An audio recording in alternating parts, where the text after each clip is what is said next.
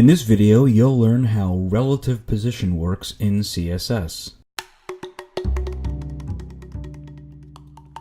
In this example, we have three divs with the classes grandparent, parent, and child.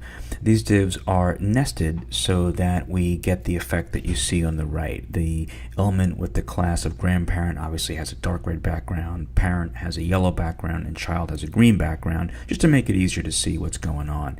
Now if we look at the CSS, we can see that the element with the class of child has position relative applied to it. But visually, there's no change in what we see. We see pretty much what we'd expect normally. So position relative has no effect. It brings no value here. But if I were to add these two properties, top and left, then you can see that the green box slides down. And the reason is because the top property says, hey, offset this element 100 pixels from the top of where it should normally be in the document flow. Now if I take that out, you'll see that that no longer happens. So the top value says offset this element 100 pixels from the top of where it should normally be in the document flow. And the left property is very similar. It says offset this element 50 pixels from where it would normally be in the document flow.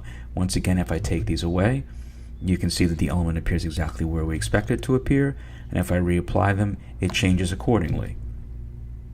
Okay, now let's look at the next example where we have some other children, not just the single child, but now we have a few children. So let's look at the markup again real quick. Now we've got several children, not just one, and the first one has they all have the class child, but the first one has the class green and the rest of them have the class black. So if we look at the CSS for child.green, it has the green background, position relative, and we offset it 100 pixels from the top and 40 pixels from the left. Now the child.black elements have the black background. Now since the green box is nudged down 40 pixels or nudged or 100 pixels or offset 100 pixels from the top of where it should normally be in a document flow, you would think that the five child.black elements would slide down as well. The reason why they don't is because relative positioning, when you change any of the top, right, left, or bottom properties, the effect is only visual, meaning the physical effect on the DOM remains exactly the same, but the change is a visual one. So these five black boxes still think this green box is right above them where it should be, so they don't get pushed down any further. The physical effect that the green box has on the five black boxes is exactly the same as if we applied no positioning. It's just that the moving down and over of the green box is purely visual, and the green box still affects the DOM as if it were in the exact same place. Now when we look at one more example, we can see something very, very similar. We have another we've added some more CSS where we're saying the nth child 4. So the fourth element has been given position relative and nudged down 10 pixels and over 80 pixels.